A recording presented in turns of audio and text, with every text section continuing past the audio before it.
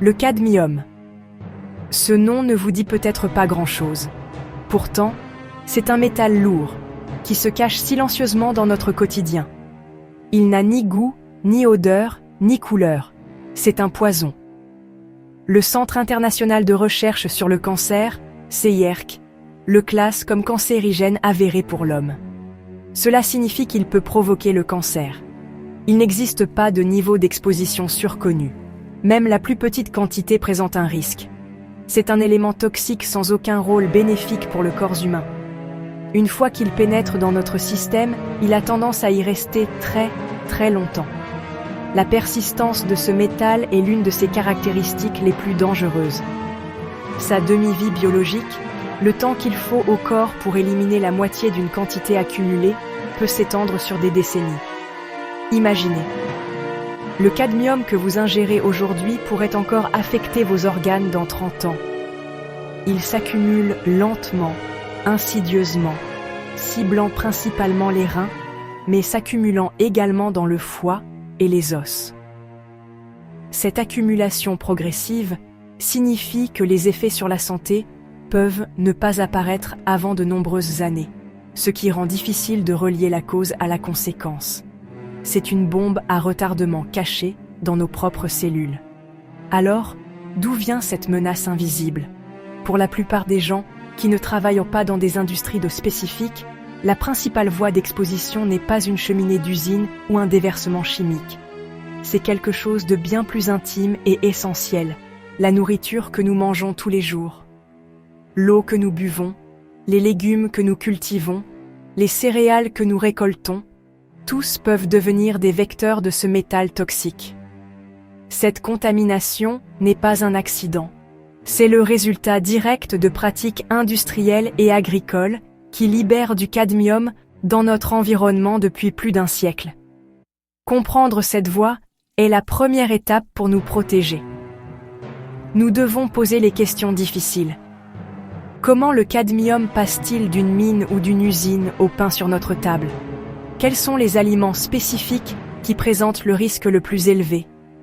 Et surtout, que pouvons-nous, en tant qu'individus et en tant que société, faire à ce sujet? Ce n'est pas seulement une curiosité scientifique. C'est une enquête de santé publique. Les enjeux sont importants. Notre santé à long terme et le bien-être des générations futures dépendent des réponses que nous trouverons et des actions que nous entreprendrons. Le parcours du cadmium dans notre environnement est une histoire de progrès industriel et de ses conséquences imprévues. Ce métal est un composant naturel de la croûte terrestre, souvent trouvé aux côtés de minerais de zinc, de plomb et de cuivre. Pendant des décennies, les opérations minières et les installations de fonderie l'ont extrait et rejeté dans l'air et l'eau. Ces émissions industrielles se déposent sur le sol, contaminant de vastes zones de terre. Mais ce n'est pas la seule source. La fabrication de batteries, en particulier celles au nickel-cadmium, ainsi que de pigments, de peintures et de stabilisants plastiques, a également contribué de manière significative à sa dispersion. Une fois libéré, le cadmium ne disparaît pas. Il se lie fortement à la matière organique du sol. Cela le rend incroyablement persistant. Les terres agricoles deviennent un réservoir à long terme pour ce poison. Une source clé et souvent négligée de cette contamination est l'utilisation d'engrais phosphatés. Ces engrais, essentiels pour l'agriculture intensive moderne, sont souvent dérivés de roches phosphatées, qui peuvent naturellement contenir des niveaux élevés de cadmium. Pendant des années, nous avons systématiquement répandu ce métal lourd sur nos champs, croyant que nous ne faisions que nourrir nos cultures. Le résultat est un empoisonnement lent et constant du sol même dont nous dépendons pour notre subsistance. Le cycle de contamination ne s'arrête pas dans le sol. L'eau de pluie et l'irrigation peuvent entraîner le cadmium du sol vers les rivières, les lacs et les eaux souterraines. C'est ainsi qu'il pénètre dans nos systèmes hydriques. De plus, l'incinération des déchets est un autre coupable majeur. Lorsque nous brûlons des produits contenant du cadmium, comme de vieux appareils électroniques, des plastiques ou des batteries, le métal est libéré dans l'atmosphère sous forme de fines particules. Ces particules peuvent parcourir de longues distances avant de se redéposer sur la terre et l'eau, propageant la contamination loin de sa source d'origine. Cela crée un problème mondial, où la pollution d'un continent peut avoir un impact sur l'approvisionnement alimentaire d'un autre. Tout ce processus transforme un problème industriel localisé en une crise environnementale et de sécurité alimentaire généralisée. Le cadmium devient une caractéristique permanente du paysage agricole. Les plantes et les cultures poussant dans ce sol contaminé absorbent le métal par leurs racines, le faisant remonter dans leurs tiges, leurs feuilles et leurs fruits.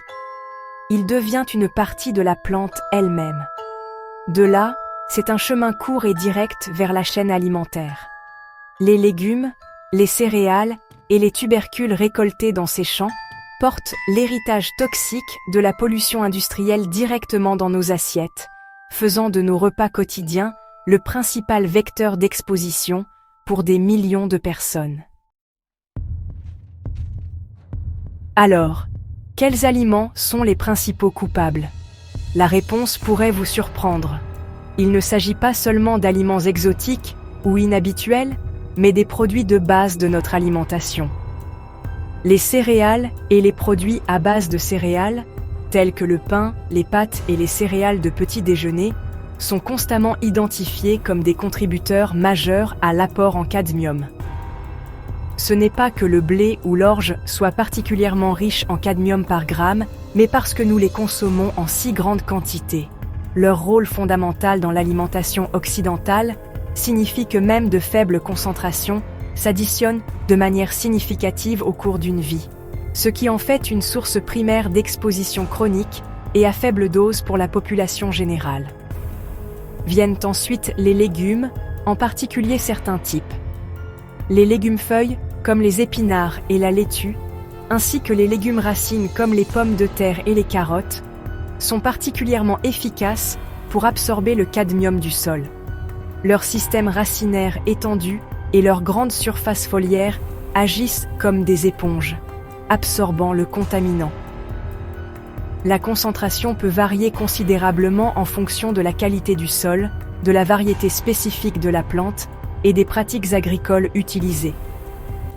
Il est donc incroyablement difficile pour un consommateur de connaître le niveau de cadmium dans le lot spécifique de légumes qu'il achète au supermarché, transformant un choix sain en une source potentielle de contamination. Le riz est une autre source importante, en particulier dans les pays où il est un aliment de base. Les rizières, qui sont souvent inondées de grandes quantités d'eau, peuvent accumuler du cadmium provenant de sources d'irrigation contaminées.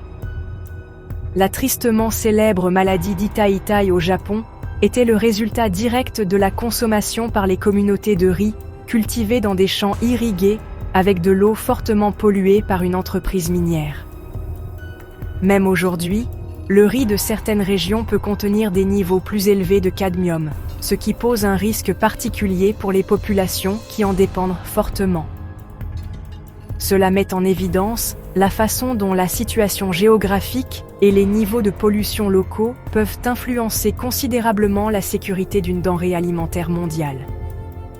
Au-delà des aliments d'origine végétale, certains produits animaux peuvent également être une source. Les abats, tels que le foie et les reins du bétail, peuvent accumuler des niveaux élevés de cadmium car ce sont les organes où le métal est traité et stocké dans le corps de l'animal. De même, certains types de poissons et de fruits de mer, en particulier les crustacés et les mollusques comme les crabes et les huîtres récoltés dans les eaux polluées, peuvent concentrer le métal lourd. Et nous ne devons pas oublier la source la plus directe pour de nombreuses personnes, le tabac. La plante de tabac est exceptionnellement bonne pour absorber le cadmium du sol, faisant du tabagisme une voie d'exposition majeure et directe qui contourne entièrement le système digestif. Une fois ingéré, que fait réellement le cadmium à l'intérieur de notre corps? Après avoir traversé l'estomac, une partie du cadmium est absorbée dans l'intestin grêle. Il pénètre ensuite dans la circulation sanguine, où il se lie aux protéines et est transporté dans tout le corps. Sa destination principale est le foie, où le corps tente de le détoxifier en produisant une protéine appelée métallothionéine. Cette protéine se lie au cadmium, le neutralisant temporairement.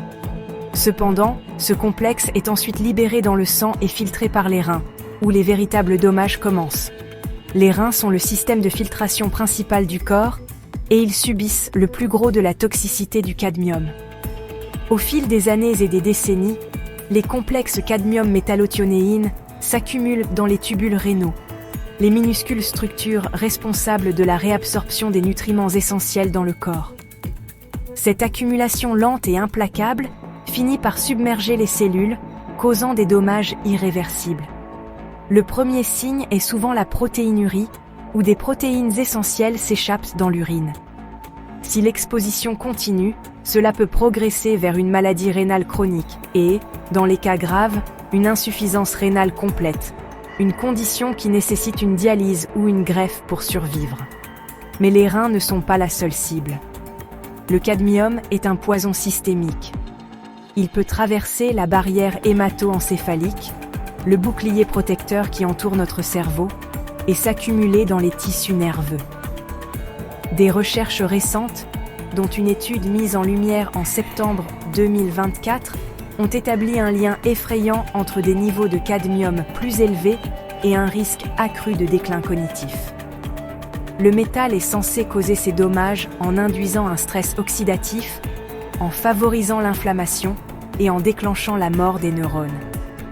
Il perturbe l'équilibre chimique délicat du cerveau, contribuant potentiellement à la perte de mémoire et à d'autres processus neurodégénératifs au fil du temps. L'agression du corps continue ailleurs. Le cadmium est connu pour interférer avec le métabolisme du calcium, ce qui entraîne une déminéralisation osseuse. Il affaiblit le squelette, rendant les os cassants et augmentant le risque de fractures douloureuses, un symptôme clé de la maladie historique d'Itai-Itai. De plus, il a été lié à des problèmes cardiovasculaires, y compris l'hypertension artérielle et les maladies cardiaques. Et nous ne devons pas oublier sa classification comme cancérigène. Il est connu pour causer des cancers du poumon, de la prostate et du rein. Le cadmium n'est pas un poison à cible unique, c'est un agresseur multisystème, démantelant silencieusement les défenses du corps de l'intérieur. Bien que l'exposition au cadmium soit un risque pour tous, certains groupes sont touchés de manière disproportionnée. Leur biologie, leur mode de vie ou leur environnement les rend beaucoup plus sensibles à ces effets toxiques. Les enfants sont en tête de cette liste. Leurs corps en développement sont particulièrement vulnérables. Le tractus gastro-intestinal d'un enfant absorbe un pourcentage beaucoup plus élevé de cadmium ingéré que celui d'un adulte, jusqu'à 50% contre seulement 10 à 15%. Cela signifie que pour le même repas, le corps d'un enfant absorbe une dose beaucoup plus importante du poison. Ceci, combiné à leur poids corporel plus faible, entraîne une concentration significativement plus élevée de la toxine dans leurs organes, où elle peut interférer avec des processus de développement critiques. Un autre groupe à risque majeur est celui des fumeurs. Il ne s'agit pas de régime alimentaire, mais d'une voie d'inhalation directe et puissante. Les plants de tabac sont très efficaces pour absorber le cadmium du sol, et le métal se concentre dans leurs feuilles. Lorsqu'une cigarette est fumée, le cadmium est vaporisé et inhalé profondément dans les poumons, où il est absorbé dans la circulation sanguine avec une efficacité terrifiante. Des études montrent constamment que les fumeurs ont des niveaux de cadmium dans le sang et les reins plusieurs fois supérieurs à ceux des non-fumeurs. Pour eux, fumer est souvent la plus grande source d'exposition, bien plus que ce qu'ils obtiennent de la nourriture. La géographie et le statut socio-économique jouent également un rôle crucial dans la définition de la vulnérabilité. Les populations vivant près de sites industriels, tels que des mines, des fonderies ou d'anciennes usines de fabrication de batteries, courent un risque élevé de contamination environnementale de leur sol, de leur air et de leurs eaux locaux. Cela affecte souvent les communautés à faible revenu, qui ont moins de mobilité et moins de ressources pour se protéger. De même, les populations des pays en développement peuvent être confrontées à une exposition plus élevée en raison de réglementations environnementales moins strictes sur les émissions industrielles et la teneur en engrais, ce qui entraîne une plus grande contamination de leur approvisionnement alimentaire et de leur eau potable. Enfin, les personnes ayant des problèmes de santé préexistants, en particulier celles souffrant de carences nutritionnelles ou d'une fonction rénale compromise, sont également plus vulnérables. Une alimentation pauvre en minéraux essentiels comme le fer, le calcium et le zinc peut augmenter l'absorption du cadmium par l'organisme, car le métal entre en compétition avec ces minéraux pour les mêmes voies d'absorption. Les personnes qui souffrent déjà d'une maladie rénale sont moins capables d'excréter le cadmium qu'elles absorbent, ce qui entraîne une accumulation plus rapide et plus dangereuse. Ces vulnérabilités qui se chevauchent créent une tempête parfaite où les personnes déjà les plus fragiles sont les plus durement touchées par ce poison invisible. Pour comprendre le potentiel dévastateur du cadmium, il faut se tourner vers l'histoire. Le cas le plus tragique et le mieux documenté d'empoisonnement massif au cadmium est la maladie d'Itai-Itai, qui se traduit par la maladie ça fait mal en japonais. Cette épidémie a eu lieu dans la préfecture de Toyama au Japon, commençant vers les années 1910 et atteignant son apogée après la Seconde Guerre mondiale. La source était une entreprise minière qui déversait des déchets chargés de cadmium directement dans la rivière Jinzu pendant des décennies. Cette rivière était la pierre angulaire des communautés en aval, utilisée pour boire, se laver et, surtout, pour irriguer les rizières. Les conséquences furent horribles. La population locale, consommant du riz et de l'eau fortement contaminée au cadmium, commença à souffrir de graves problèmes de santé. Les principaux symptômes étaient des douleurs atroces dans les os et les articulations, causées par un ramollissement osseux sévère ou ostéomalacie, et une insuffisance rénale. Les victimes subissaient de multiples fractures osseuses au moindre mouvement, comme tousser ou se retourner dans leur lit. La maladie touchait principalement les femmes ménopausées ayant eu plusieurs enfants et souvent déficientes sur le plan nutritionnel, ce qui les rendait particulièrement vulnérables. Le nom « ça fait mal » venait des cris constants des personnes atteintes. Pendant des années, la cause de cette maladie mystérieuse et douloureuse est restée inconnue. Ce n'est que dans les années 1950 et 60 que le docteur Noboru Agino et ses collègues ont définitivement lié la maladie à l'empoisonnement au cadmium dû à la pollution de la compagnie minière. Leur enquête a marqué un tournant dans l'épidémiologie environnementale. En 1968, le ministère japonais de la Santé et du Bien-être a officiellement reconnu la maladie d'Itai-Itai comme l'une des 4 principales maladies liées à la pollution au Japon. Le procès qui a suivi contre la compagnie minière a été un événement décisif, établissant un précédent juridique qui tenait les pollueurs responsables des impacts sanitaires de leurs activités. La tragédie d'Itai-Itai a servi de brutal signal d'alarme au monde entier sur les dangers de la pollution industrielle et de la contamination par les métaux lourds. Elle a incité les gouvernements et les organismes internationaux, comme l'Organisation mondiale de la santé et l'Union européenne, à établir des limites réglementaires pour le cadmium dans les aliments, l'eau et les émissions industrielles. Ces réglementations visent à plafonner les niveaux maximaux admissibles de cadmium dans les denrées alimentaires clés comme les céréales, les légumes et les fruits de mer. Cependant, le débat se poursuit aujourd'hui. Ces limites sont-elles réellement suffisantes pour protéger la santé publique, surtout compte tenu de l'accumulation du métal tout au long de la vie et de la vulnérabilité particulière de certains groupes?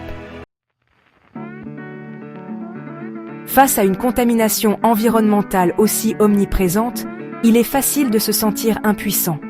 Cependant, il existe des mesures concrètes et pratiques que les individus peuvent prendre pour réduire considérablement leur exposition personnelle au cadmium. L'action la plus efficace pour une grande partie de la population à risque est d'arrêter de fumer. Sachant que le tabagisme peut doubler, voire tripler, la charge corporelle de cadmium d'une personne, arrêter supprime une source massive et directe de ce poison. Il ne s'agit pas seulement du cancer du poumon, il s'agit de protéger vos reins, vos os et votre cerveau d'un métal lourd que vous inhalez volontairement au quotidien. En ce qui concerne l'alimentation, la connaissance et la variété sont vos meilleurs alliés. Puisqu'il est impossible de connaître la teneur exacte en cadmium de chaque article que vous achetez, diversifier votre alimentation est une stratégie clé. Évitez de trop dépendre d'un seul type d'aliment, en particulier des aliments de base comme le blé ou le riz provenant d'une région spécifique. En mangeant une grande variété d'aliments provenant de différentes sources, vous minimisez le risque de surexposition à partir d'un lot particulièrement contaminé. Lorsque cela est possible, choisissez des produits provenant de régions connues pour des niveaux de pollution industrielle plus faibles et des normes agricoles plus strictes. Cet approvisionnement conscient peut faire une réelle différence au fil du temps. Les choix alimentaires spécifiques sont importants. Soyez attentifs aux aliments connus pour être de grands accumulateurs de cadmium. Cela inclut les abats, comme le foie et les reins, ainsi que certains mollusques et crustacés, tels que les crabes, les moules et les huîtres, surtout si leur origine est inconnue. Bien que ceux-ci puissent faire partie d'une alimentation saine, leur consommation doit être modérée. Laver et éplucher soigneusement les légumes racines comme les pommes de terre et les carottes peut également aider, car les concentrations de cadmium peuvent être plus élevées dans la peau. Ces petites habitudes cohérentes, lorsqu'elles sont combinées, peuvent collectivement réduire votre apport alimentaire en métal. Enfin, une nutrition adéquate peut offrir une ligne de défense de l'intérieur. La capacité de votre corps à absorber le cadmium est influencée par votre apport en d'autres minéraux essentiels. De bons niveaux de fer, de calcium et de zinc sont particulièrement importants, car le cadmium est en concurrence avec ces minéraux pour l'absorption dans l'intestin. Si votre corps a suffisamment de ces nutriments essentiels, il est moins susceptible d'absorber l'imposteur toxique. Une alimentation équilibrée riche en ces minéraux, ou une supplémentation sous avis médical si vous êtes déficient, peut aider à construire une forme de résilience nutritionnelle, réduisant la quantité de cadmium qui passe de votre assiette à votre circulation sanguine. Si les actions individuelles sont importantes, elles ne peuvent résoudre un problème de cette ampleur. La lutte contre la contamination au cadmium exige une action collective robuste au niveau sociétal, gouvernemental et scientifique. Le premier et le plus critique pilier est une réglementation et une application solide. Cela signifie fixer et réviser continuellement des limites strictes sur la quantité de cadmium autorisée dans les émissions industrielles, dans les boues d'épuration utilisées dans les champs et surtout dans les engrais phosphatés.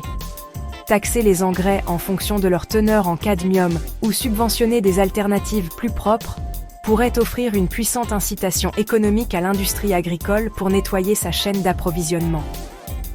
Sur le terrain, nous avons besoin de stratégies de réhabilitation environnementale à grande échelle pour faire face à des décennies de pollution accumulée. Cela implique d'identifier et de cartographier les points chauds contaminés, anciens sites industriels et terres agricoles, et d'investir dans des solutions pour les nettoyer. Un domaine prometteur est la phytorémédiation, qui utilise des plantes spécifiques, appelées hyperaccumulatrices, pour extraire le cadmium du sol. Ces plantes peuvent ensuite être récoltées et éliminées en toute sécurité, décontaminant progressivement la terre sur plusieurs saisons. Bien que ces technologies soient souvent lentes et coûteuses, elles représentent un investissement à long terme nécessaire pour la sécurité de notre futur approvisionnement alimentaire. Les communautés médicales et scientifiques ont également un rôle vital à jouer dans le développement de nouvelles solutions. La recherche est en cours pour trouver de meilleures façons de prévenir l'absorption du cadmium et de traiter les personnes qui ont été exposées. Un domaine d'innovation passionnant est le développement de chélateurs oraux. Ce sont des substances conçues pour être prises avec des aliments qui peuvent se lier au cadmium dans le tube digestif, l'empêchant d'être absorbé dans le corps et lui permettant d'être excrété en toute sécurité. Un composé appelé chitosane d'Otaga est un tel agent expérimental qui se montre prometteur, offrant un avenir potentiel où nous pourrons bloquer activement le poison à la porte. En fin de compte, la sensibilisation du public et la volonté politique sont les moteurs de toutes les autres solutions. Nous avons besoin d'un étiquetage transparent qui informe les consommateurs sur les origines des aliments. Nous avons besoin d'un financement continu pour la recherche sur les effets sur la santé d'une exposition à faible dose et le développement de technologies de remédiation. Et nous avons besoin d'une coopération internationale, car la pollution ne respecte pas les frontières. L'établissement d'une norme mondiale pour le cadmium dans les produits échangés, des engrais aux aliments, est essentiel.